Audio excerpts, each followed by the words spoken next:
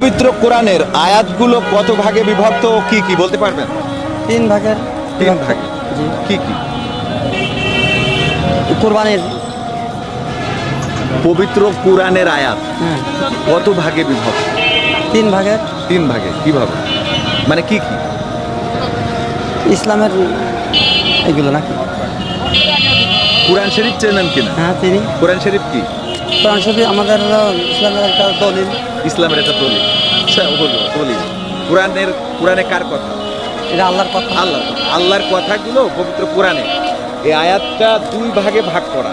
দুই ভাগে বলতে পারবেন কি কি? না বলেন। তাও বলতে হবে। সেটা হলো একটা স্পষ্ট, একটা অস্পষ্ট, মুহকামাত এবং মুতাশাবিহা। স্পষ্ট কি? যেগুলো আল্লাহ সরাসরি অনুবাদ করে, মানে যেটা আমরা করতে পারি, যালিকাল কিতাবুল লা রাইবা ফি, এটা স্পষ্ট। এর চেয়ে আর সন্দেহমুক্ত কিতাব আর একটাও নেই। কিন্তু আলিফ লাম